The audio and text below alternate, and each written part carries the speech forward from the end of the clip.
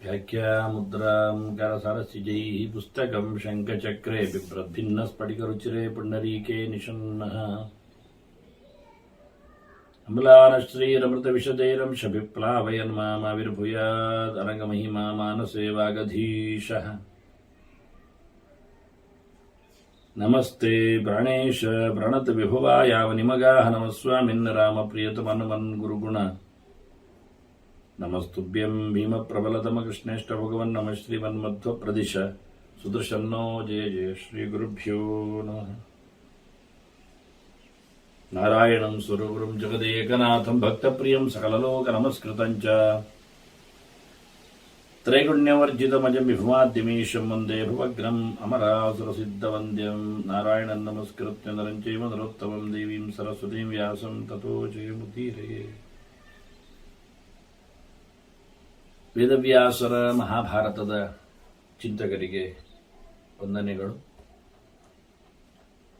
ಮೌಸಲ ಪರ್ವದ 3ನೆಯ ಪ್ರವಚನವಿದು.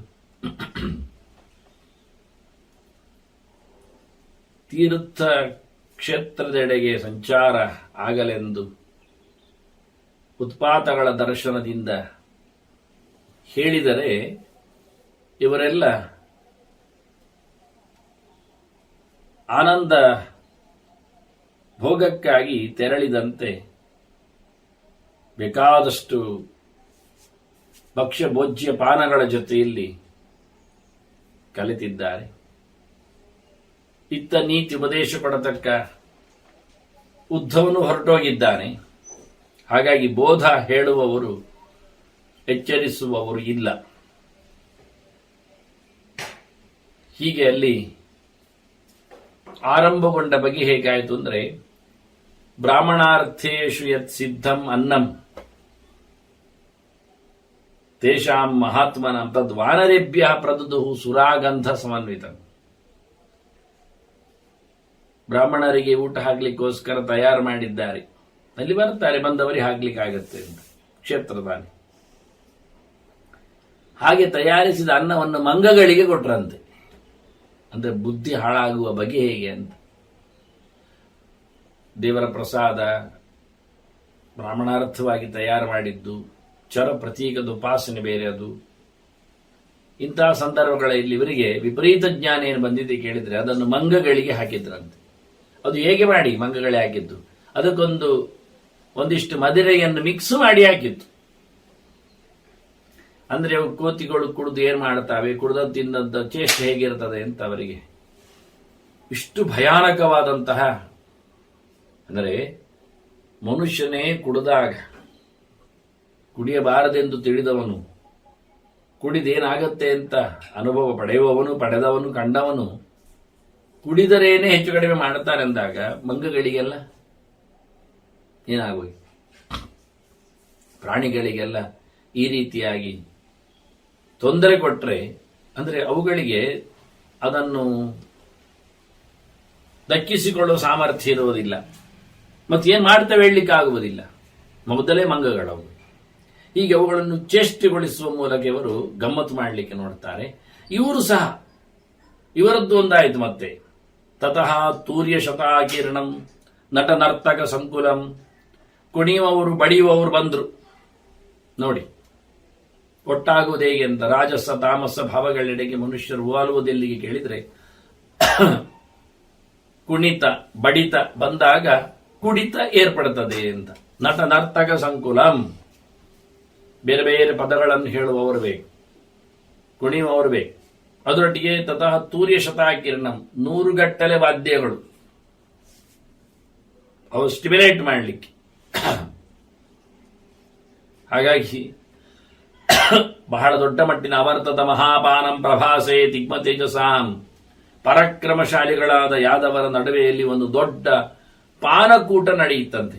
ಕುಡಿತ, ದೊಡ್ಡ ಕುಡಿತ ಅಂದರೆ ಮಹಾಪಾನಂ ಅಂತಾರೆ. ಮಹಾನ್ನ ಸಮಾರಾಧನೆಯಲ್ಲಿ ಹೇಳೋದಿಲ್ವ, ಹಾಗೆ ಮಹಾಪಾನ ಸಮಾರಾಧನೆ ನೋಡಿ. ದೊಡ್ಡ ಮಟ್ಟಿನ ಕುಡಿತದ ಕಥೆ ಆಯ್ತಂತೆ. ಹೀಗಾಗಿ ಅಲ್ಲಿ ಕೃಷ್ಣಸ್ಯ ಸನ್ನಿಧೌ, ಕೃಷ್ಣನಿಗೆ ಗೊತ್ತಿಲ್ಲ ಗೊತ್ತುಂಟು, ಕೃಷ್ಣನ ಎದುರಲ್ಲೇ ಏನಾಯ್ತು? ರಾಮ ಸಹಿತ ಕೃತವರ್ಮಣ ಅಭಿವತ್ ಯೂಧಾನಶ್ಚ ಗದಹ ಬಬ್ರು ತಥೈವಶ. ದೊಡ್ಡ ದೊಡ್ಡವರೇ, ಬಲರಾಮನೇ ಕುಡಿದು ಬಿಟ್ಟ ಕೃಷ್ಣನ ಎದುರೇ. ಅಂದ್ರೆ ಬಲರಾಮನಿಗೆ ಮದಿರೇ ಒಂದು ವಿಶೇಷವಾದಂತಹ ಮಡದಿ. ಯಾವತ್ತೂ ಅವನ ಕಣ್ಣು ಕೆಂಪಾಗಿ ಇರ್ತದೆ, ಮದೋನ್ಮತ್ತನಾಗಿ ಅವನ ಹೆಜ್ಜೆ ಇರ್ತದೆ. ಇಲ್ಲಿ ಅಲ್ಲ, ಗೋಕುಲದಲ್ಲಿದ್ದಾಗಲೇ ಅವನಿಗೆ ಮರದಲ್ಲಿ ಮದಿರೆ ಹೊರಗೆ ಬಂದಿದೆ. ಅಂದ್ರೆ ಮದಿರಾಭಿಮಾನಿ ದೇವತೆ. ಅಲ್ಲೇ ಅವನು ಕುಡಿತಿದ್ದ ಗೊತ್ತದು. ಅವನಿಗೆ ಆಸ ಮಡದಿ ಇರುವಂತೆ ಅದು ಆ ದೇವತೆ. ಅದರಿಂದ ಹಾನಿ ಮಾಡುತ್ತಿರಲಿಲ್ಲ.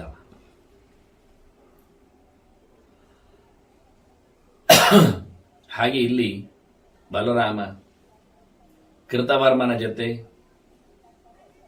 ಕುಡಿದಿದ್ದಾನೆ, ಸಾತ್ಯಕಿಯು ಕುಡಿದಿದ್ದಾನೆ.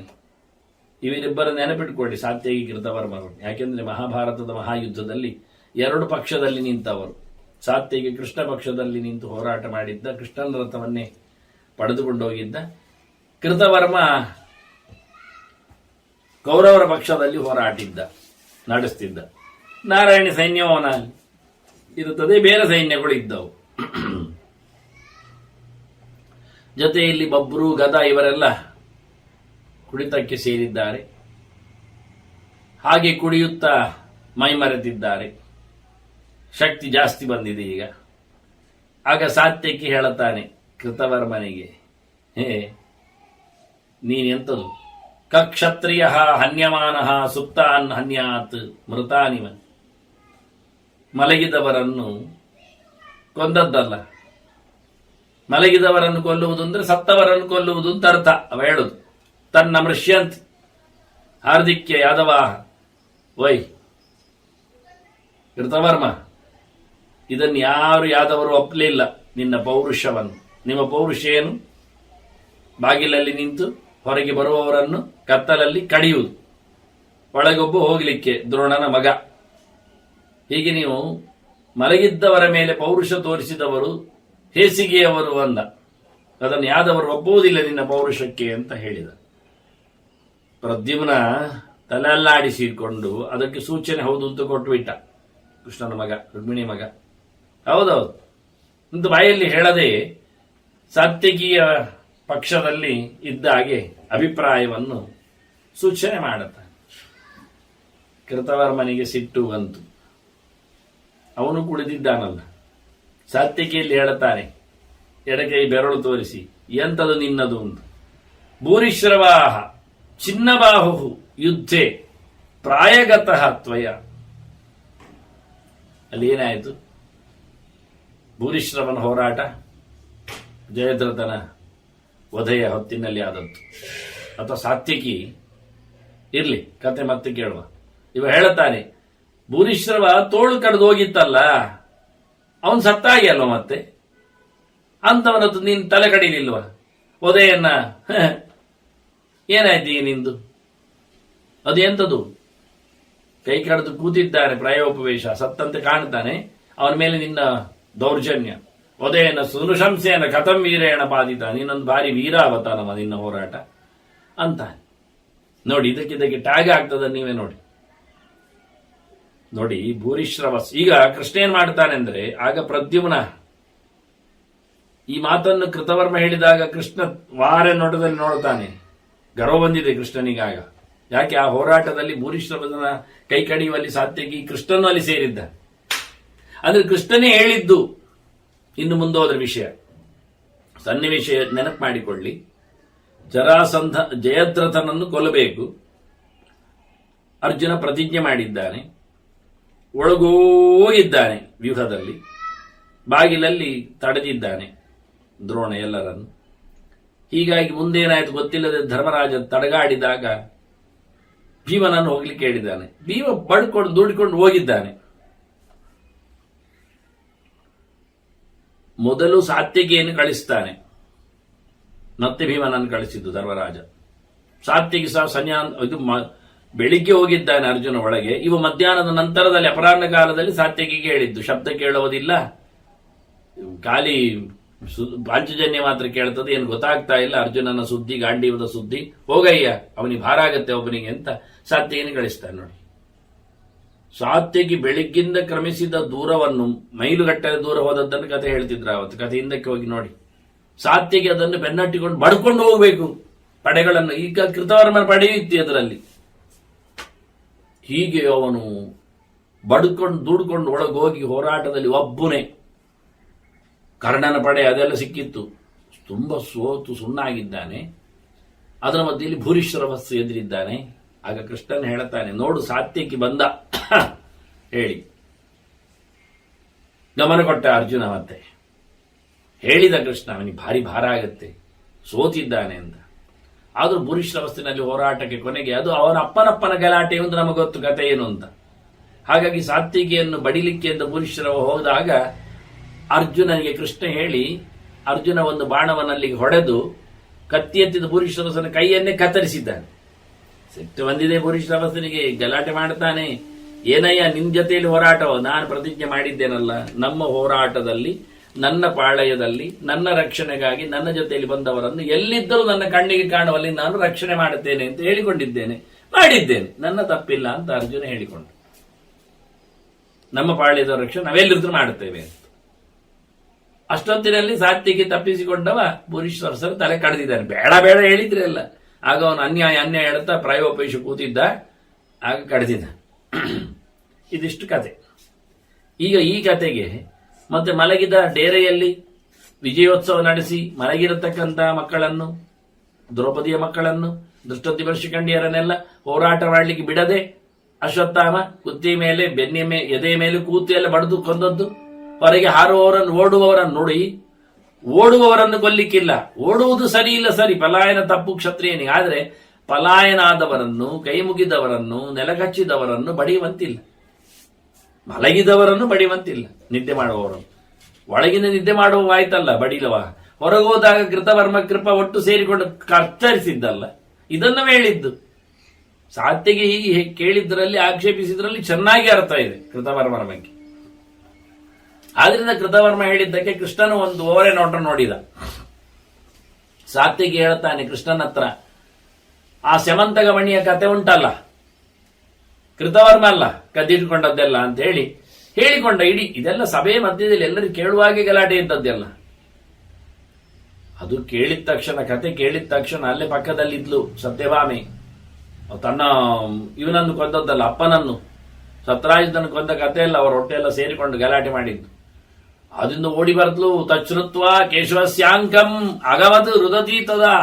ಅಳತಾ ಕೃಷ್ಣನ ಪಕ್ಕದಲ್ಲೇ ಒಂದು ಕೂತು. ಯಾಕೆ ಕೇಳಿದ್ರೆ, ಸತ್ಯಭಾಮ ಪ್ರಕುಪಿತ ಕೋಪಯಂತಿ ಜನಾರ್ದನ, ಕೃಷ್ಣನಿಗೆ ಕೋಪ ಬರಬೇಕು ಅಂತ. ಹೆಣ್ಣೊಂದೊಮ್ಮೆ ಅಂಗಲಾಜಿದ ತಕ್ಷಣ ಅದು ಪ್ರೀತಿಯವಳು ಅಂದಾಗ ಇನ್ನಷ್ಟು ಏನಾದರೂ ಮಾಡಬೇಕು ಅಂತ ಕಾಣುತ್ತೆ. ಹಾಗಾಗಿ ಅವಳು ಕೋಪದ ಹಾಗೆ ಮಾಡಿ, ಹೌದು ನನ್ನ ಅಪ್ಪನ ಮಣಿಯೆಲ್ಲ ಕದ್ದಲಿಕ್ಕೆಲ್ಲ ಕೃತವರ್ಮ ಅಂತ ಹೇಳಿಕೊಂಡು ಅವನು ಕೃಷ್ಣನ ಹತ್ರ ಓಡಿ ಬಂದು ಅಳುತ್ತಾ, ಲಕ್ಷ್ಮಿ ಅವಳು ಸ್ವಯಂ, ಅಳು ಎನ್ನುವುದಿಲ್ಲ, ಮಣಿಯ ಕಥೆಯೂ ಅಲ್ಲ. ಮತ್ತೆ ಯಾಕೆಂದ್ರೆ ಕೋಪಯಂತಿ ಜನಾರ್ದನ, ಈಗ ಜನರ ನಾಶ ಆಗಲಿಕ್ಕೆ ಬೇಕು. ಕೃಷ್ಣ ಈಗ ಉಗ್ರವತಾರ ತಾಳಿ ಯದುಕುಲ ನಾಶವನ್ನು ನಡೆಸಬೇಕಾಗ್ತದೆ. ಹಾಗಾಗಿ ಇವಳು ಅದಕ್ಕೆ ಪ್ರೇರಣೆ. ಅಂದ್ರೆ ಹೇಗೆ ದೇವರು ನಾಟಕ ಮಾಡುತ್ತಾರೋ ಹಾಗೆ ಲಕ್ಷ್ಮಿ ಅವತಾರ ಲೀಲೆಯಲ್ಲಿ ನಡೆಸಿಕೊಡ್ತಾಳೆ ಕೆಲವೆಲ್ಲ. ಯಾಮ್ ಯಾಮ್ ಕರೋತಿ ಉರುದೈವ ಕರೋತಿ ಲೀಲಾಂ ತಾಮ್ ತಾಮ್ ಅಂತ ಹೇಳಿ ದೇವರು ಎಂತ ನಾಟಕ ಮಾಡ್ತಾನೆ, ಹಾಗೆ ಲಕ್ಷ್ಮಿ ನಾಟಕ ಮಾಡುತ್ತೆ. ಅದನ್ನ ಇವಳು ಕೋಪ ಮಂಡದವಳಾಗಿ ಮಾಡಿ, ಒಂದು ಸೇವಂತ ಮಾಡಿ ದೊಡ್ಡ ಸಂಗತಿಯ ಕೋಪ ಒಂದಾಗಿ ನಾಟಕ ಮಾಡಿ, ಇವನನ್ನು ಕೋಪಿಸಿದಾಗೆ ಮಾಡಿ, ಅಂದ್ರೆ ಭೂಭಾರ ಹರಣದ ಕಾಲದಲ್ಲಿ ಇವಳಿಗೂ ಪಾತ್ರ ಇದೆ ಅಂತ, ಮಹಾಲಕ್ಷ್ಮಿಗೂ ಪಾತ್ರ ಇದೆ ಅಂತ ಗೊತ್ತಾಗ್ಲಿಕ್ಕೆ. ಹಾಗೆ ಈ ಶಬ್ದಗಳೆಲ್ಲ ಬಹಳ ಸೂಕ್ಷ್ಮವಾಗಿ ಜನಾರ್ದನಂ ಕೋಪಯಂತಿ ಅಂತ. ಸಿಟ್ಟು ಬಂತು ಕೃಷ್ಣನಿಗೆ. ಮಣಿಯ ಹೇಸಿಗೆಯ ವ್ಯಕ್ತಿ ಇವ ಅಂತ ಹೇಳಿ ಇವ ಹೇಳುತ್ತಾನೆ. ಇದು ಸತ್ಯಭಾಮೆ ಬಂದು ಮಣಿಯ ಕಥೆಯಿಂದಾಗಿ ಮತ್ತಷ್ಟು ಕೃಷ್ಣನನ್ನು ರೇಗಿಸಿದ್ದು, ಕೋಪಿಸಿದ್ದು ನೋಡಿ ಖುಷಿಯಾಗಿ ಸಾತ್ಯಕ್ಕೆ ಹೇಳುತ್ತಾನೆ, ಆ ಮಕ್ಕಳ ದೃಷ್ಟದ್ಯುಮ್ನಾದಿಗಳ ನಿಜವಾಗಿ ಅವರನ್ನೆಲ್ಲ ಸಾಯಿಸಿದ್ದಾನೆ. ನಾನು ಖಂಡಿತವಾಗಿ ಅವರ ವಿಶೇಷವಾದ ಸ್ಥಾನಮಾನವನ್ನು ಪಡೆದೇ ಹೋಗುತ್ತಾದ್ರೆ ನಾನು ಖಂಡಿತವಾಗಿ ಶಪಥ ಮಾಡಿ ಹೇಳುತ್ತಾ ಇದ್ದೇನೆ, ನಾನಿವತ್ತು ಇವನ ಆಯುಷ್ಯ ಮುಗೀತು ಅಂತ ತೋರಿಸ್ತೇನೆ ಅಂತ ಹೇಳಿ ಸಮಾಪ್ತಂ ಆಯುಹು ಅಸ್ಯಾದ್ಯ, ಕೃತವರ್ಮನ ಆಯುಷ್ಯ ಕಳೆದಿದೆ. ಯಶಶ್ಚೈವ ಸುಮಧ್ಯಮೆ, ಸತ್ಯವಾಮ ಹತ್ರ ಹೇಳ್ತಾನೆ ಅವನ ಕೀರ್ತಿಯು ಹಾಳಾಯಿತು, ಒಳ್ಳೆ ವ್ಯಕ್ತಿ ಅಲ್ಲವ ಹೇಳಿಕೊಂಡು ಕೃಷ್ಣನ ಪಕ್ಕದಲ್ಲಿ ಓಡಿ ಬಂದವನೇ ಅಭಿಧೃತ್ಯ ಶಿರ ಕ್ರುದ್ಧ ಚಿಚ್ಛೇದ ಕೃತವರ್ಮಣ. ಕೃತವರ್ಮನ ತಲೆಯನ್ನೇ ಕಡ್ದು ಹಾಕಿದ ಕತ್ತಿಯಿಂದ. ಓಡಿ ಬಂದು ಹಾರಿ ಬಂದು ನೆಗೆದು ಬಿದ್ದು ಅವನ ತಲೆಯನ್ನು ಕತ್ತರಿಸಿ ಬಿಟ್ಟಿದ್ದಾನೆ ಕೃತವರ್ಮನದ್ದು. ಎಲ್ಲ ನೋಡಿದ್ದಾರೆ. ಅವನು ಅಷ್ಟು ಮಾತ್ರ ಅಲ್ಲ, ಕೃತವರ್ಮನ ಪಕ್ಷದವರು ಅಂತ ಯಾರೆಲ್ಲ ಇರ್ತಾರೆ ಅಲ್ಲಿ ಆಗಾಗಲೇ ಮೈಗೂಡಿಸಿಕೊಂಡವು ಅವರನ್ನು ಚಚ್ಚುತ್ತಾ ಇದ್ದ, ಅವರನ್ನು ಕೊಲ್ತಾ ಇದ್ದಾನೆ. ಕೃಷ್ಣ ತಡಿಲಿಕ್ಕೆ ಎಂದ ಮಧ್ಯೆಯಲ್ಲಿ ಹೋಗ್ತಾ ಇದ್ದಾನೆ. ಆದ್ರೂ ಆಗ್ಲಿಲ್ಲ. ಎಲ್ಲರೂ ಮುತ್ತಿ ಹಾಕಿದ್ದಾರೆ. ಕೃತವರ್ಮನ ಪಕ್ಷದವರೆಲ್ಲ ಎಲ್ಲ ನಿಂತಿದ್ದಾರೆ. ಸಾತ್ಯಕ್ಕೆ ಅವನು ಕೊಲ್ಲುವುದೇನು ಅಂತ ಹೇಳಿಕೊಂಡು ಅವನು ಕೊಲ್ಲದಕ್ಕೆ ಅವನ ಮೇಲೆ ಸಾತ್ಯಕ್ಕೆ ಮೇಲೆ ಎಲ್ಲರೂ ಮುಗಿದು ಬಿದ್ದಿದ್ದಾರೆ. ಅವರೆಲ್ಲ ಕೋಪದಿಂದ ಮುಗಿದು ಬಿದ್ದದ್ದು ನೋಡಿದ್ರು. ಕೃಷ್ಣ ಸುಮ್ಮನೆ ಇದ್ದಂತೆ. ನಚುಕ್ರೋಧ, ವೈಶಂಪಾಯನ ಹೇಳ್ತಾರೆ ಮಹಾತೇಜ, ಬೇಕಾದಷ್ಟು ಸಾಮರ್ಥ್ಯ ಉಂಟು ಅವನಲ್ಲಿ, ಏನು ಮಾಡಬಹುದು, ಆದ್ರೂ ಕೋಪ ಮಾಡಿಲ್ಲ. ಯಾಕೆ ಜಾನನ್ ಕಾಲಸ್ಯ ಪರ್ಯಯಂ, ಅವನಿಗೆ ಗೊತ್ತು ಸಮಯ ಬಂದಿದೆ, ಇದು ಸಾಯುವ ಕಾಲ, ಸತ್ಕೊಳ್ಳಿ ಇಂದ ಬಾಯಿ ಮುಚ್ಚಿ ಸುಮ್ಮನೆ ಕೂತಂತೆ. ಅದು ತಡೆಯುವ ಅದಕ್ಕೆ ಮತ್ತೆ ತಡೆಯಲಿಕ್ಕೆ ಹೋದ ನಾಟಕ ಮಾಡಿದ್ದಷ್ಟೆ. ಅವರೆಲ್ಲ ಏನು ತೇತು ಪಾನ ಮತಾವಿಷ್ಟ ಕುಡಿದಿದ್ದಾರೆ. ಕುಡಿದ ಅಮಲೋಲಿ ಅವರಿಗೆ ಬಹಳ ಹತ್ತಿದೆ. ಹಾಗಾಗಿ ಚೋದಿತ ಕಾಲಧರ್ಮಣ, ಕಲಿಯ ಮಹಾತ್ಮೆ, ಕಲಹದ ಕತೆ ಇದರಿಂದ ಪ್ರವೋಕ್ ಆಗಿದೆ. ಕೃಷ್ಣ ಭಗವಂತ ಅವರ ಒಳಗೆ ನಿಂತು ಈಗ ಹೋರಾಟಕ್ಕೆ ಬೆಂಬಲ ತೋರಿಸ್ತಾ ಇದ್ದಾನೆ, ಹೊರಗಿದ್ರು ಸಹ. ಅದರಿಂದ ಯುಧಾನಂ ಅಥ ಅಭ್ಯಗ್ನನ್, ಸಾತ್ಯಗೆ ಮೇಲೆ ಚೆನ್ನಾಗಿ ಬಡಿತಾ ಇದ್ದಾರೆ. ಯಾವುದರಲ್ಲಿ? ಉಚ್ಚಿಷ್ಟೈ ಭಾಜನೈಸ್ತದಾ. ನೋಡಿ, ಈಗ ಎಲ್ಲರೂ ಸೇರಿ ಮುತ್ತಿಗೆ ಹಾಕಿದ್ರು ಅಂತ ನಾನು ಹೇಳಿದ್ದೆ, ಹೊಡಿಲಿಕ್ಕೆ ಬಂದ್ರು ಅಂತ. ಈಗ ಒಬ್ಬರು ಬರೀತಾರೆ, ಕತೆ ಬರೀಲಿತ್ತಾ ಬಂದಾಗ ಏನು ಕೇಳಿದ್ರೆ ಅವರೆಲ್ಲ ಭಕ್ಷ್ಯ ಭೋಜ್ಯನ್ನೆಲ್ಲ ಬಂಡಿಯಲ್ಲಿ ಸಾಗಿಸಿದಾಗೆ, ಕುಡಿತಗಳನ್ನೆಲ್ಲ ಹಿಡ್ಕೊಂಡಾಗೆ, ಅವರು ಬಗೆ ಬಗೆಯ ಆಯುಧಗಳನ್ನೆಲ್ಲ ತಯಾರು ಮಾಡಿ ಪೊದೆಯಲ್ಲಿ ಗಿಡದ ಎಡೆಯಲ್ಲೆಲ್ಲ ಅವಿತಿಕೊಳ್ಳಿದ್ದು ಇಟ್ರು ಅಂತ ತೋರಿಸೋದೇ ಇಟ್ಟಿದ್ರು ಅಂತ. ಅದು ಸುಳ್ಳು, ಅದು ಭಾರತ ಹೇಳುವುದಿಲ್ಲ. ಈಗ ಯಾವುದರಲ್ಲಿ ಅವರು ಬಡ್ದದ್ದು ಹೇಳ್ತಾರೆ ನೋಡಿ, ಉಚ್ಚಿಷ್ಟ ಈ ಬಾಜ ಕುಡಿದ ಹಂಡೆ ಪಾತ್ರೆ ಇಲ್ವಾ ಅದರಲ್ಲೇ ಮಂಡೆ ಬಡ್ದದ್ದು.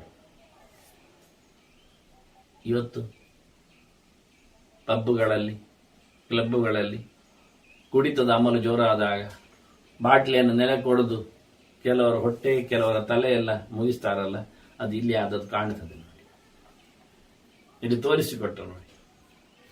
ಅವರೆಲ್ಲ ಹೇಗೆ ಮಾಡಿ ಯುಧಾನದ ಅಭ್ಯಗ್ರನ್ನ ಉಚ್ಚಿಷ್ಟ ಈ ಭಾಜನೈಸ್ತದ.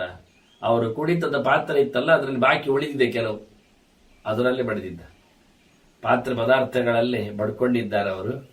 ಅಲ್ಲಿನ ಅಂದ್ರೆ ಅವುಗಳಿಗೆ ಆಯುಧಗಳಾಗಿವೆ ಈಗ ಆ ಹೊತ್ತಿನಲ್ಲಿ. ಆದ್ರಿಂದ ಇವನು ಯಾವುದರಿಂದ ಕಡ್ದ ಮುಗಿಸಬಹುದಾ ಅಂತ ಹೇಳಲಿಕ್ಕೆ ಹೋಗ್ಲಿಲ್ಲ. ಇವರೆಲ್ಲ ಸೇರಿಕೊಂಡ್ರು. ಏನಾಯ್ತು ಇದನ್ನು ನೋಡಿ ಪ್ರದ್ಯುಮ್ನ ಮೊದಲು ಸಾತ್ಯಗಿಗೆ ಬೆಂಬಲ ತೋರಿಸಿದವ, ಕೃತವರ್ಮನ ಅನ್ಯಾಯವನ್ನು ಗುರುತಿಸಿದಾಗ ಈಗ ಪ್ರದ್ಯುಮ್ನನ್ನು ಅವರನ್ನು ಬಿಡಿಸಬೇಕು ಅಂತ ಹೋರಾಟದಿಂದ ಬಂದಿದ್ದಾನೆ. ಬಂದ್ರೆ ಪ್ರದ್ಯುಮ್ನ ಮೇಲೂ ಆಕ್ರಮಣ ಮಾಡಿದ್ದಾರೆ. ಒಂದು ತಂಡ, ಭೋಜರ ತಂಡ ಪ್ರದ್ಯುಮ್ನ ಮೇಲೆ ಆಕ್ರಮಣ ಮಾಡಿದೆ. ಅಂಧಕರ ತಂಡ ಸಾತ್ಯಗಿಯನ್ನು ಬಡಿತಾ ಇದೆ. ಇವರಿಬ್ರು ಒಟ್ಟು ಸೇರಿಕೊಂಡು ಏನು ಬಾಹುದ್ರವಿಣ ಶಾಲಿನವು ಕೈಯಲ್ಲೇ ಹೊಡಿತಾ ಇದ್ದಾರೆ. ಇವರ ಕೈಯಲ್ಲಿ ಬೇರೆ ಏನಿಲ್ಲ. ಪ್ರದ್ಯುಮ್ನ ಸಾತ್ಯ ಬಾಯಿ ಅಷ್ಟ ಭಾರತ ಹೇಳುತ್ತಾ ಉಂಟು, ಇವರು ಯಾವುದೇ ಆಯುಧಗಳನ್ನು ತರ್ತಾ ಇಲ್ಲ, ತೆಗಿಲಿಲ್ಲ, ಬಾಣಗಳು ಕತ್ತಿಗಳು ಬರಲಿಲ್ಲ. ಈಗ ಅಲ್ಲಿ ಹೋರಾಟದಲ್ಲಿ ಬಾಹುದ್ರವಿಣ ಶಾಲಿನವು ತೋಳೆ ಅವರಿಗೆ ಇವತ್ತು ಆಯುಧಗಳು, ಅದೇ ಸಂಪತ್ತು, ಅದರಲ್ಲೇ ಬಡಿದಿದ್ದಾರೆ. ಆದ್ರೆ ಏನಾಯ್ತು, ಅವರಿಬ್ಬರು ಕೈಯಲ್ಲಿ ಬಡ್ಕೊಂಡಿದ್ರು, ಉಳಿದವರು ಯಾದವರು ಕೈಯಲ್ಲೇ ಪಾತ್ರೆಯಲ್ಲೇ ಅದರಲ್ಲೆಲ್ಲ ಬಡಿತಾ ಇದ್ರು. ಅವರು ತುಂಬಾ ಜನ ಇದ್ರಲ್ಲ, ಆದ್ರಿಂದ ಏನಾಯ್ತು, ಬಹುತ್ವಾತ್ ನಿಹತವು ತತ್ರ ಉಭೌ ಕೃಷ್ಣಸ್ಯ ಪಶ್ಯತಃ. ಕೃಷ್ಣ ನೋಡ್ತಾ ಇದ್ದಾನೆ, ತುಂಬಾ ಜನ ಒಟ್ಟು ಸೇರಿದ್ರಿಂದ ಇಬ್ಬರನ್ನು ಸಹ ಅಷ್ಟು ಜನ ಸೇರಿ ಮುಗಿಸಿಯೇ ಬಿಟ್ರಂತೆ. ಪ್ರದ್ಯುಮ್ನನ್ನು ಅಲ್ಲಿ ಸತ್ತು ಬಿದ್ದ, ಸಾತ್ಯಕಿಯಲ್ಲಿ ಸತ್ತು ಬಿದ್ದ. ಸಾತ್ಯಕಿಯಿಂದಾಗಿ ಮೊದಲೇ ಯುಧಾನನ ಅಂದ್ರೆ ಇವರ ಕೃತವರ್ಮನ ಪಕ್ಷದವರು ಎಷ್ಟೋ ಜನ, ಹಾರ್ದಿಕನ ಪಕ್ಷದವರು ಎಷ್ಟೋ ಜನ ಸತ್ತಿದ್ದಾರೆ. ಕೃಷ್ಣನಿಗೆ ಕೋಪ ಬಂತು. ಇಷ್ಟನಾದವ ಶಿಷ್ಯ ಸಾತ್ಯಕಿ, ಪ್ರದ್ಯುಮ್ನ ಮಗ. ಹಾಗಾಗಿ ಕೃಷ್ಣ ಕೋಪದಿಂದ ಅಲ್ಲಿ ಜೊಂಡು ಹುಲ್ಲುಗಳನ್ನು ಒಂದಿಷ್ಟು ಎತ್ತಿಕೊಂಡ. ಏರಕಾಣಾಂ ತಥೋ ಮುಷ್ಟಿಂಕೋಪ ಜಗ್ರಾಹ ಕೇಶವ. ಹುಲ್ಲು ಬೆಳೆದಿತ್ತು ಸಮುದ್ರದ ಅಡಿಯಲ್ಲಿ. ನಾನು ಹೇಳಿದೆ ಕಳೆದ ಬಾರಿ, ಅವರು ತೇಯ್ದು ಹಾಕಿದ ಸಾಂಬ ಹೆತ್ತ ಕಬ್ಬಿಣದ ಒನಕೆಯನ್ನು ಹುಡಿ ಹುಡಿ ಮಾಡಿ ಅದನ್ನು ಬಿಸಾಡಿದ್ದಾರೆ ಸಮುದ್ರಕ್ಕೆ. ಆ ಸಮುದ್ರದ ಅಡಿಯಲ್ಲಿ ಅದು ಹುಲ್ಲಾಗಿದೆ. ಸುಮಾರು ವರ್ಷ ಆಗಿದೆ ಮಾಡಿ ಅವರು. ಮತ್ತೆ 26 ವರ್ಷಕ್ಕಿಂತ ಹಿಂದಿನ ಕಥೆ ಇದು. ಆ ಲೆಕ್ಕದಲ್ಲಿ ನೋಡ್ಲಿಕ್ಕೆ ಹೋದ್ರೆ ಇರಲಿ. ಹಾಗಾಗಿ ಜೊಂಡು ಹುಲ್ಲು ಸುಮಾರಾಗಿದ್ದನ್ನು ಒಂದು ಮುಷ್ಟಿ ಇಟ್ಕೊಂಡಂತೆ ಕೃಷ್ಣ. ಯಾಕೆ ಇದು ತೋರಿಸಿಕೊಡ್ಲಿಕ್ಕೆ, ಉಳಿದವರು ಹಾಗೆ ಎತ್ತಿಕೊಳ್ಳಿ ಬಡೀರಿ ಅಂತ. ನೋಡಿ, ಇದೆಲ್ಲ ಅವನದ್ದು ಟ್ರಿಕ್ಸ್ಗಳು. ಕೃಷ್ಣ ಹೊಡಿಲಿಕ್ಕೆ ಏನುಂಟು ಅಂತ ನೋಡಿದ, ಒಂದಿಷ್ಟು ಚಾಪೆ ಮಾಡುವ ಹುಲ್ಲದು. ಉದ್ದನೆ ಹುಲ್ಲು ಬರುತ್ತೆ, ಬಹಳ ಗಟ್ಟಿ ಇರ್ತದೆ. ಹಿಂದೆಲ್ಲ ಅದರದ್ದು ಚಾಪೆ ಮಾಡ್ತಿದ್ರು. ಈಗೆಲ್ಲ ಹುಲ್ಲಿನ ಚಾಪೆ ಎಲ್ಲ ಕಮ್ಮಿ. ಅದು ಏನಾಯ್ತು, ತದಭೂತ್ ಮುಸಲಂ ಘೋರಂ ವಜ್ರಕಲ್ಪ ಮಯೋಮಯಂ. ಅದು ಕಬ್ಬಿಣದ ಸಲಾಕೆ ಅಂತ ಆಯ್ತು. ವಜ್ರಾಯುಧದಷ್ಟು ಜೋರಾಯ್ತದು. ಅದೇ ಮುಸಲ, ಘೋರವಾದ ಮುಸಲ ಅಂದ್ರೆ ವನಕೆ, ಒಂದು ಮರದ ಕಬ್ಬಿಣದ ಒಂದು ಸಲಾಕೆ ಅಂತೆ ಆಗಿ ಹೋಯಿತು ಜೊಂಡು ಹುಲ್ಲಿನ ಕತೆ. ಇದೇ ಮೌಸಲ ಪರ್ವ ಅಂತ ಹೇಳಲಿಕ್ಕೆ ಕಾರಣ. ಅವರೇನು ಮುಸಲಗಳಿಂದ ಒನಕೆಗಳಿಂದ ಪಡ್ಕೊಂಡಿಲ್ಲ, ಒನಕೆ ರೂಪದ ಹುಲ್ಲುಗಳಿಂದ ಎಲ್ಲ ಸೇರಿ ಬಡಿತಾ ಇದ್ದಾರೆ. ಯಾರ್ಯಾರೋ ಜಗ್ನು ಅನ್ಯೋನ್ಯಂ ಆಕ್ರಂದೆ ಮುಸಲೈಹಿ ಕಾಲ ಚೋದಿತ. ಎಲ್ಲ ಕೃಷ್ಣನ ಪ್ರೇರಣೆ, ಕಾಲದ ಕಂಟ್ರೋಲ್. ಅದೇ ಮುಸಲಗಳಿಂದ ಹೊಡೆದದ್ದು ಹೊರತು ಮತ್ತೆ ಯಾವ ಆಯುಧಗಳು ಬರಲಿಲ್ಲ. ಎಲ್ಲ ಒಂದಿಷ್ಟು ಆಯುಧಗಳ ಗಲಾಟೆಗಳನ್ನೆಲ್ಲ ಕವಿಗೆ ಸಮಯ ಅಂತೇಳಿ ಬರೆದವರೆಲ್ಲ ಇದ್ದಾರೆ. ಏನಿಲ್ಲ, ಮುಸಲವೂ ಬರಲಿಲ್ಲ. ಮುಸಲದಂದಿರತಕ್ಕಂಥ ತೃಣಂಚ ಮುಸಲೀಭೂತಂ ಹೇಳ್ತಾರೆ. ಯಾಕೆ? ಬ್ರಹ್ಮದಂಡಕೃತಂ ಶಾಪಂ, ಬ್ರಹ್ಮದಂಡಕೃತಂ ಸರ್ವಂ. ಇದು ಬ್ರಾಹ್ಮಣರು ಹಾಕಿದ ಶಾಪ ಅಲ್ವಾ? ಹಾಗಾಗಿ ಎಲ್ಲ ಅಲ್ಲಿ ಕೈಗೆ ಸಿಕ್ಕಿದ ಹುಲ್ಲುಗಳೆಲ್ಲ ಬಹಳ ಜೋರಾದ ವಜ್ರಪ್ರಾಯವಾಗಿ ಆಗ್ತಿತ್ತು, ವಜ್ರಾಯುಧದಂತೆ ಆಗ್ತಿತ್ತು. ಬಡಿದ್ರೆ ಸಾಯಬೇಕು ಹಾಗೆ. ಕೃಷ್ಣ ಕಂಡಾಬಟ್ಟೆ ಮುಖ್ಯಸ್ಥರನ್ನೆಲ್ಲ ಬಡದು ಹಾಕಿದ. ಇವರು ಎಲ್ಲರೂ ಒಬ್ರಿಗೊಬ್ರು ಸೇರಿ ಹೊಡ್ಕೊಂಡ್ರು. ಯಾರು ಅಂತಿಲ್ಲ. ತಂದೆ ಮಗನನ್ನು ಚಚ್ಚುವುದು, ಮಗ ಅಪ್ಪನಂಜಿ, ಒಟ್ಟಾರೆ ಸಂಬಂಧಿಗಳನ್ನ ಯಾದವರಲ್ಲೇ ಒಬ್ಬರಿಗೊಬ್ರು ಸಂಬಂಧಿಗಳೇ ಅಲ್ವಾ, ಎಷ್ಟು ಬ್ರಾಂಚ್ ಆದ್ರು, ಹೊಡೆದಾಡಿಕೊಂಡ್ರು. ಯಾರಿಗೂ ಒಂದು ವಿಚಿತ್ರ ಏನು ಕೇಳಿದ್ರೆ, ನಾಸೀತ್ ಪಲಾಯನೆ ಬುದ್ಧಿ ವಧ್ಯಮಾನಸ್ಯ ಕಸ್ಯಚಿತ್. ಹೊಡೆಯುತ್ತಿರುವಾಗ ಯಾರೊಬ್ಬರಿಗಾದ್ರೂ ಓಡಬೇಕು ಅಂತ ಕಾಣಲಿಲ್ಲ. ಒಂದು ಕೈ ನೋಡುವ, ಯಾರು ಸತ್ತದ್ದು ಯಾರು ಸಾಯ್ತಾರೆ ನೋಡಿ. ಹೆಚ್ಚಾಗಿ ಕೆಲವೊಮ್ಮೆ ಗಲಾಟೆ ಆಗುವಾಗ, ಏನಾದ್ರು ಹೆಚ್ಚು ಕಡಿಮೆ ಆಗುವಾಗ ನಮಗಲ್ಲಿ ತಪ್ಪಿಸಿಕೊಳ್ಳಲಿಕ್ಕೆ ಮನಸ್ಸು ಬರುವುದಿಲ್ಲ. ಅದು ಕಲಹದ ಟ್ರೆಂಡ್. ಸಾಯಿಸ್ತಾ ಇದ್ದಾರೆ, ಆದ್ರೂ ಜನ ಸೇರ್ತಾ ಇದ್ದಾರೆ, ಬಡಿತಾ ಇದ್ದಾರೆ. ಕೃಷ್ಣ ಕೈಯಲ್ಲಿ ಹಿಡ್ಕೊಂಡವನೇ ಮುಗಿಸಿಬಿಟ್ಟ. ಸ ನಿಶೇಷಂ ತಥಾ ಚಕ್ರೆ ಶಂಖಚಕ್ರ ಗದಾಧರ. ನೋಡಿ, ಕೈಯಲ್ಲಿ ಆಯುಧಗಳನ್ನು ಹಿಡಿಯಲಿಲ್ಲ, ಹಿಡ್ಕೊಂಡದ್ದು ಏರಕೆಗಳನ್ನೇ, ಹುಲ್ಲು ಕಡ್ಡಿಗಳನ್ನೇ. ಆದ್ರೂ ಒಂದೊಂದು ಹುಲ್ಲು ಕಡ್ಡಿಗಳು ಅವನದ್ದು ಶಂಖಚಕ್ರ ಗದೆಯಂತೆ ಆಗ್ತಿತ್ತು ವಿಷಯ. ಕೃಷ್ಣ ಹೇಳಿ ಇಲ್ಲಿ ಶಂಖಚಕ್ರ ಗದಾಧರ ಅಂತಾರೆ ವೈಶಂಪಾಯನರು. ಶಂಖಚಕ್ರ ಗದಾ ಪದ್ಮಧರ ಇಲ್ಲ, ಪದ್ಮ ಯುದ್ಧಕ್ಕೆ ಹಾಕಬೇಕು ನೋಡಿ. ಆಯುಧಗಳು ಶಂಖ ಊದ್ಲಿಕ್ಕೆ, ಹೋರಾಟ ಸ್ಟಾರ್ಟ್ ಅಂತ, ಚಕ್ರ ಕತ್ತರಿಸಲಿಕ್ಕೆ, ಗದೆ ಬಡಿಲಿಕ್ಕೆ. ನೋಡಿ, ಒಂದು ಮುಕ್ತ ಒಂದು ಅಮುಕ್ತ. ಗದೆಯನ್ನು ಬಿಸಾಡ್ಲಿಕ್ಕೆ ಬರ್ತದೆ, ಆದ್ರೂ ಬಡಿಯುವುದು ಚಂದ. ಚಕ್ರ ಅದು ಬಿಸಾಡ್ಲೇಬೇಕು, ಎಸೆಯುವಂಥದ್ದೇ. ಹಾಗಾಗಿ ಕೃಷ್ಣನು ಸಹ ಒಂದು ಉಳಿಸದಂತೆ ಎಲ್ಲ ಮುಗಿಸಿದ್ದಂತೆ. ಸಿಕ್ಕವರನ್ನು ಅವನು ಕೊಂದು ಹಾಕಿದ. ಕೊನೆಗೆ ನೋಡ್ತಾನೆ ಬಬ್ಬರು ಮತ್ತೆ ದಾರುಕ. ಕೃಷ್ಣನಲ್ಲಿ ಹೇಳ್ತಾರೆ, ಕೃಷ್ಣ ಸುಮಾರಾಯಿತು, ಭಗವನ್ ನಿಯತಃ ಸರ್ವೇ ತ್ವಯ ಭೂಯಿಷ್ಟಶಃ ನರ. ಹೆಚ್ಚು ನೀನೇ ಕೊಂದಾಗಿದೆ ನೋಡಿ ಅವರು ಹೇಳುದು. ಈಗ ನಾವು ಕಲಿಬೇಕಾಗ್ತು. ಯಾರು ಏನಾಯ್ತು ಅಂತ ಕೇಳುವಂಥದ್ದು. ಅವರವರು ಬಡ್ಕೊಂಡದ್ದಲ್ಲಿಂದ ಹೆಚ್ಚು ವಿಷಯ ಕೃಷ್ಣನೇ ಕೊಂದದ್ದನ್ನು. ಅವನಿಗೆ ನಾಶ ಆಗಬೇಕು ಇವರೆಲ್ಲ, ಭೂಭಾರ ನಾಶ. ಇಲ್ಲಾದ್ರೆ ಇವರು ಇದ್ದುಕೊಂಡ್ರೆ ಅಲ್ಲಿ ಧರ್ಮ ಬೆಳಿಬೇಕು ವಾಸ್ತವವಾಗಿ. ಆದರೆ ಕಲಿಯ ಯುಗ ಬಂದದ್ದಿಂದ ಧರ್ಮ ಕುಂಠಿತ ಆಗ್ಲಿಕ್ಕುಂಟು. ಇವರಿದ್ರೆ ಅದಾಗುವುದಿಲ್ಲ. ಮತ್ತೆ ಇವರಿಂದಲೂ ಗಲಾಟೆ ಜಾಸ್ತಿ ಆದ್ರೆ ಕಷ್ಟ. ಅದನ್ನ ಇವನಿಗೆ ತಾನಿದ್ದಾಗಲೇ ಅವರು ಹೋಗುದು ಒಳ್ಳೇದು ಹೇಳಿಕೊಂಡು ಕೃಷ್ಣ ಅವರನ್ನು ಮುಗಿಸಿದ್ದು. ಅದನ್ನು ದಾರುಕ ಬಬುರೆಯಲ್ಲಿ ಹೇಳ್ತಾನೆ, ಭಗವಾನ್ ನಿಯತಾಹ ಸರ್ವೇ ಅಂತ, ಎಲ್ಲರನ್ನು ದೇವರೇ ಕೊಂದುಬಿಟ್ಟೆ ಅಂತ. ನೀನೇ ತ್ವಯಾ ಭೂಯಿಷ್ಟಶಃ ನರಃ, ನಿನ್ನಿಂದ ಹೆಚ್ಚು ಜನರ ಸಾವಾಯಿತು. ನಾವೀಗ ಬಲರಾಮ ಎಲ್ಲಿ ನಿಂತು ನೋಡ್ಬೇಕು. ರಾಮಸ್ಯ ಪದಮನ್ವಿಚ್ಛ ತತ್ರ ಗಚ್ಚಾಮಿ ಯತ್ರ ಸಹ. ಅವ ಎಲ್ಲಿದ್ದಾನೆಂದು ನಾವು ಹುಡುಕಿಕೊಂಡು ಹೋಗುವ ಬಾ ಅಂತೇಳಿ ಕೃಷ್ಣನನ್ನು ಕರ್ಕೊಂಡು ಕೃಷ್ಣನ ಜೊತೆಯಲ್ಲಿ ಬಬ್ರು ಮತ್ತು ದಾರುಕರು ಹೊರಟರು. ಹೋಗುವಾಗ ಒಂದು ಕಡೆಯಲ್ಲಿ ನೋಡ್ತಾರೆ, ಅತಾಪಶ್ಯನ್ ರಾಮಮನಂತ ವೀರ್ಯಂ ವೃಕ್ಷಾಶ್ರಿತಂ ಚಿಂತಯಾನಂ ವಿವಿಕ್ತೆ. ಏಕಾಂತದಲ್ಲಿದ್ದಾನೆ, ಮರಕ್ಕೆ ಹೊರಗಿ ಕೂತಿದ್ದಾನೆ, ಯೋಚನೆ ಮಾಡ್ತಾ ಇದ್ದಾನೆ. ಏನು ಯೋಚನೆ ಯಾರಿಗೆ ಗೊತ್ತು? ಯೋಚನೆ ಮಾಡ್ತಾ ಇದ್ದ. ಎಂತ ರಾಮ? ಅತಾಪಶ್ಯನ್ ರಾಮಂ ಅನಂತ ವೀರ್ಯಂ, ಬಹಳ ಪರಾಕ್ರಮಶಾಲಿ ಎನ್ನುವುದು ಸತ್ಯಾರ್ಥ. ವಾಸ್ತವವಾಗಿ ಅನಂತ ವೀರ್ಯ ಅಂತ, ಅನಂತ ಅಂದ್ರೆ ಶೇಷ, ಶೇಷನ ಸ್ವರೂಪದವನು ಅಂತ, ಶೇಷನ ಯೋಗ್ಯತೆಯುಳ್ಳವನು, ಬಲವುಳ್ಳವನು ಅಂತ. ಹಾಗಾಗಿ ಸ್ವಯಂ ಶೇಷ ರೂಪನು, ಇನ್ನು ನಾವು ಕಾಣಬೇಕು ಅವನದ್ದು. ಹಾಗೆ ಅಂತಹ ಬಲರಾಮ ಒಂದು ಕಡೆಯಲ್ಲಿ ಸುಮ್ಮನೆ ಕೂತಿದ್ದಾನೆ, ಯೋಚನೆ ಮಾಡುತ್ತಾ. ಕೃಷ್ಣ ಬಂದ ಅಲ್ಲಿಗೆ. ನೋಡಿದಾಗ ಮೊದಲು ದಾರುಕನಲ್ಲಿ ಹೇಳ್ತಾನೆ, ದಾರುಕ ನೀನು ಮನೆಗೆ ಹೋಗ್ಬೇಕಲ್ಲ ಈಗ. ಎಲ್ಲಿಗೆ? ಪಾಂಡವರಲ್ಲಿಗೆ. ಅಲ್ಲಿ ಹೋಗಿ ಹೇಳಬೇಕು ಈ ಹೋರಾಟವನ್ನು, ಕತೆ. ಪಾರ್ಥಾಯ ಶಂಶಸ್ಸು ಒದಂ ಯದೂನ, ಯದುವಂಶದವರ ಈ ಯಾವುದರಿಂದ ಬ್ರಹ್ಮಶಾಪದಿಂದಾಗಿ ಆದ ಸಂಹಾರವನ್ನೆಲ್ಲ ನೀನು ಅಲ್ಲಿ ತಿಳಿಸಿಬಿಡು. ಅದರಲ್ಲಿ ಅರ್ಜುನನ್ನು ಬರಲಿಕ್ಕೆ ಹೇಳು, ಅರ್ಜುನಲ್ಲಿ ಇಲ್ಲಿ ಬರಲಿಕ್ಕೆ ಉಂಟು, ಇಲ್ಲಿ ಕೆಲಸ ಉಂಟು ಅಂತ ತಿಳಿಸು ಅಂತ ಹೇಳಿ, ಯಾದವರಲ್ಲಿಗೆ ಅರ್ಜುನ ಬರಲಿ, ನೀನು ಹೋಗಿ ಪಾಂಡವರಲ್ಲಿ ತಿಳಿಸು ಅಂತ ಹೇಳಿದ. ದಾರುಕ ರಥದಲ್ಲಿ ಓಡಿದ. ಇತ್ತ ಬಬ್ರು ಒಬ್ಬ ಇದ್ದಾನೆ ಕೃಷ್ಣನ ಪಕ್ಕದಲ್ಲಿ, ಅವನನ್ನು ಕರೆದ. ಅವನ ಹತ್ರ ಹೇಳ್ತಾನೆ, ನೀನು ಈಗ ಹೋಗ್ಬೇಕು ಅಂತಾನೆ. ಯಾಕೆ ಅಂದ್ರೆ ಅಲ್ಲಿ ಪ್ರವಾಸದಲ್ಲಿ ಎಲ್ಲರೂ ಬಂದು ಸೇರಿದ್ದಾರೆ ಯಾದವರು, ಅವರ ಸ್ತ್ರೀಯರೆಲ್ಲ ಬಂದಿದ್ದಾರೆ ಅಂತ ಕತೆ ಹೇಳಿದೆ. ಈಗ ಸ್ತ್ರೀಯರೆಲ್ಲ ಅಲ್ಲಿ ಅನಾಥರಾಗ್ತಾರೆ. ಈಗ ಸ್ತ್ರೀಯೋ ಭವಾನ್ನ ರಕ್ಷತು ಯಾತು ಶೀಘ್ರಂ, ಬೇಗ ಹೋಗು. ಯಾಕೆ ಅಂದ್ರೆ ಅಲ್ಲಿ ಇನ್ನು ಕಳ್ಳರು ಬಂದ್ರೆ, ನೈತಾ ಹಿಂಸಿಹು ದಸ್ಯವೋ ವಿತ್ತಲೋಬಾತ್, ದುಡ್ಡು ದೋಚಲಿಕ್ಕೆ ಅಂತ ಹೇಳಿ ಹೆಣ್ಣು ದನವೇ ಅವರಿಗೆ, ಅದು ಬಿಡು. ಹಾಗಾಗಿ ಅವರೆಲ್ಲ ಕಳ್ಳರಿಗೆ, ಅವರು ಯಾರು ಇಲ್ಲ ಗೊತ್ತಾದಾಗ ಕಳ್ಳರು ಬರ್ತಾರೆ. ನೋಡಿ, ಆಗಲೂ ಕಳ್ಳರಿದ್ದು ಅಂದ್ರೆ ಗುಡ್ಡಗಾಡುಗಳು, ಜನಾಂಗಗಳು ಕಾಯ್ತಾ ಇರ್ತಾರೆ. ಅವರನ್ನು ದಸ್ಯುಗಳು ಅಂತ ವರ್ಗ ಅಂತ ಕರೆಯುವುದಾಗ ಕ್ರಮ. ಅವರು ದರೋಡೆ ಮಾಡುವುದೇ, ದೋಚುವುದೇ. ಆಪರ್ಚುನಿಟಿ ಸಿಕ್ಕಾಗ, ಪ್ರಯಾಣ ಸಂದರ್ಭ, ತೀರ್ಥಯಾತ್ರೆಯಿಂದ ಎಲ್ಲ ಸಂದರ್ಭಗಳು. ಈಗ ಪ್ರವಾಸದಲ್ಲಿ ಅವರೆಲ್ಲ ಬಂದದ್ದು ಗೊತ್ತಾಗಿದೆ. ಹಾಗಾಗಿ ಅವರು ಸತ್ತದ್ದು, ಬಡಿದಾಡಿಕೊಂಡದ್ದು ಎಲ್ಲ ಹೆಣ ಆಗಿ ಬಿದ್ದಿದೆ. ಈಗ ಅವರು ಹೆಂಗಸರನ್ನು ದೋಚಲಿಕ್ಕೆ ಬರ್ತಾರೆ. ನೀನು ಹೋಗಿ ರಕ್ಷಣೆ ಮಾಡಲಿಕ್ಕೆ ಹೋಗು ಅಂತ ಬಬ್ಬುರುವನ್ನು ಕಳಿಸ್ತಾನೆ.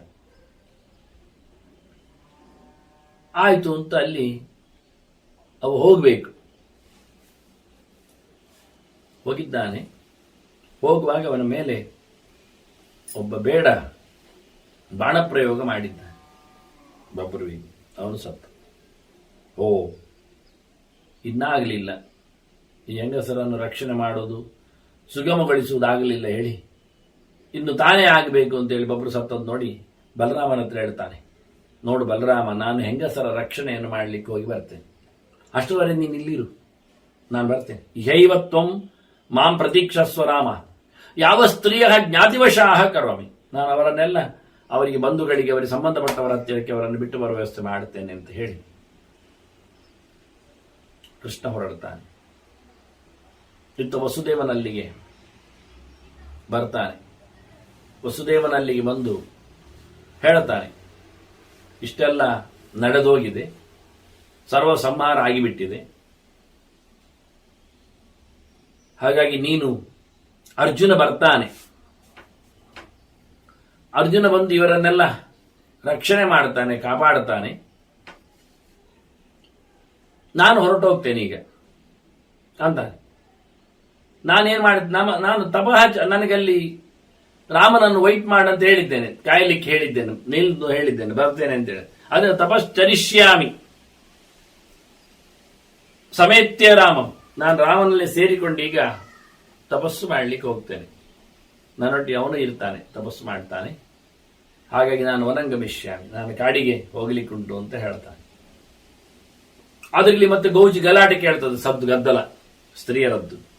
ಮತ್ತೆ ಅವರ ರಕ್ಷಣೆಗೋಸ್ಕರ ಬರ್ತೇನೆ ಅಂತ ಹಿಂದೆ ಬಂದು ಅವರ ಹತ್ರ ಹೇಳ್ತಾನೆ, ಅರ್ಜುನ ಬರ್ತಾನೆ ನಿಮ್ಮ ರಕ್ಷಣೆಗೆ ಅಂತ ಹೇಳಿ ಮತ್ತಲ್ಲಿಂದ ಸಹ ವಸುದೇವನ ಕಾಲಿಗೆ ನಮಸ್ಕಾರ ಮಾಡಿ ಕೃಷ್ಣ ಹೊರಡ್ತಾನೆ. ನಾನು ತಪಸ್ಸು ಮಾಡಲಿಕ್ಕೆ, ನೋಡಿ ಇದು ತಪಸ್ಸು ಮಾಡಲಿಕ್ಕೆ ಉಂಟು ಅಂತ ವಸುದೇವನಿಗೆ ಹೇಳಿದ್ದು, ಮುಂದೇನಾಗುತ್ತೆ ಕತೆ ನನಗೆ ಗೊತ್ತಾಗಬಾರದು ಅಂತ. ಅವನು ಅಲ್ಲಿಂದ ಅಲ್ಲಿಗೆ ಮತ್ತೆ ಹೋಗಿಬಿಡ್ತಾನೆ. ಅದಕ್ಕೋಸ್ಕರ ತಪಶ್ಚರಿಷ್ಯಾಮಿ ನಿಬೋಧ ತನಮೇ, ಕೇಳಿಕೋ ನಾನು ಮಾಡುವುದೆಲ್ಲಿಗೇನು ಅಂತ. ರಾಮೇಣ ಸಾರ್ಧಂ, ನಾನು ಬಲರಾಮನ ಜೊತೆಯಲ್ಲಿದ್ದೇನೆ, ಆದ್ರಿಂದ ನಾನು ಕಾಡಿಗೆ ಹೋಗ್ತಾ ಇದ್ದೇನೆ ಅಂತ ಹೇಳಿರ್ತಾನೆ.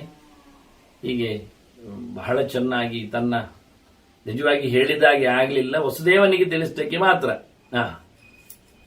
ನಾನಲ್ಲಿ ಹೋಗ್ಲಿಕ್ಕೆ ಉಂಟು, ನೀನು ಇಲ್ಲಿ ರಕ್ಷಣೆ ಮಾಡಿಕೊಂಡಿರು ಅಂತ ಹೇಳಿ ತೆರಳಿದ್ದಾನೆ ಕೃಷ್ಣ.